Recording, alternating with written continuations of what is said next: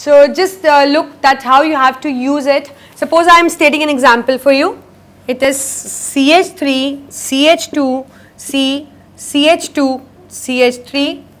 We have CH, again CH3, we have CH3, then again we have CH3, right? So the first rule is that we have to just select the parent chain, right? So which chain we are going to select? 1, 2, 3, 4, 5 carbon.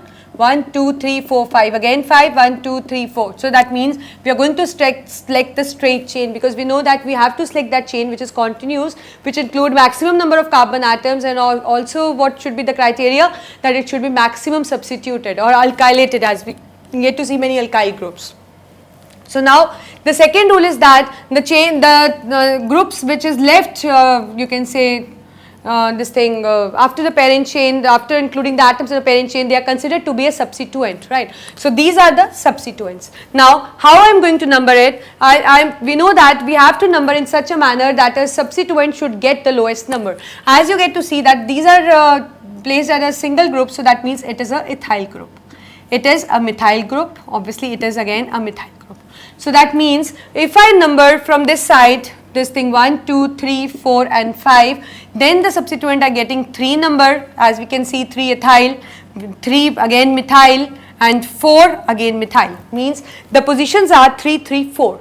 But if I number from that side 1, 2, 3, 4, 5, then what do I get? I get it at 2 position, this methyl group, I get 3 and 3 positions. So that means if I use the lowest set of locant, this is preferred, because see this out of 3 and 2, 2 is smaller, you know that. So that means this numbering is preferred, right? So I'll just make again repeat it, so that you should know that how you have to just name it.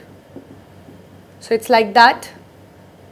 We have the ethyl group, and here we have the CH3. So I told you we have to number in the order that it is 2, 3 and 3. So this is the same way I am just numbering it. I will draw it with a different pen.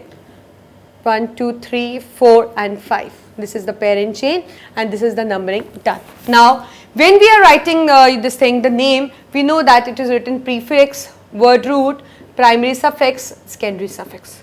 So just look at for the word root, that means the number of carbon atom in a parent chain. 1, 2, 3, 4, 5. So how many carbon atoms? 5. So word root uses pent, right? Now we look for the prefix. So we say that at 2 there is a prefix this, we have 3 the prefix this, right? So we have in this order. So now when we will be numbering it, when we will be naming it, what we will be doing, we will be indicating the position, that is the 2 methyl, right, 3, 3, 3, 3 methyl, see at 3 you get to see ethyl also, you get to see methyl also, right? But when you have to specify, we will write in alphabetical order, we will write the name of the substituent whose letter starts first, or which comes first in alphabetical order. So that is ethyl. So it is 3, 3 ethyl, methyl, this is pent, primary suffix all single bond, that is ane. So this is going to be the IUPAC name, that is 2 methyl, 3, 3 ethyl methyl pentane, right? So or we can write in either way, because when we do you think that it is a correct one, we can write in a proper manner. It's like that when we write, we just count this methyl group together and ethyl group not included with them, right? So what we get to see, we can write that it is, first we know out of ethyl and methyl E comes, so we write it is 3 ethyl, next we have 2 and 3. What we do, we have on 2 and 3, 2 methyl groups. So I can write dimethyl, we have pentane. So the correct naming is not like this, it is this. So see, as you can see, what is the difference between them? It is just the difference of rearranging them, right? Because we know that the substituent whose letter starts, or which letter comes first in alphabetical order, is written first, then followed by the other one. So the perfect name for it is 3 ethyl, 2, 3 dimethyl pentane, right?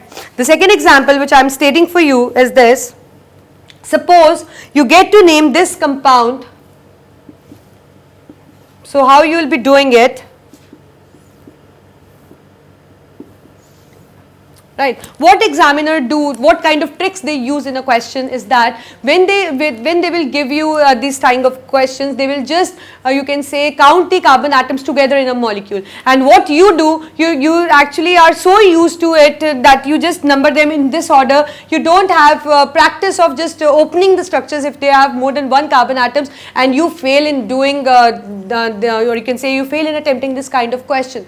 So just keep in mind, if you get this kind of question, you can see it is C2H5, C2H5. So your first step should be that you should open this structure, right? So this is what I am doing here. Just look at board. I am opening C2H5 means CH2, CH3, and again this CH2, CH3. So if I use this chain, if we don't open this structure, what we'll get to see, we are going to select the parent chain, this 4 carbon atom 1.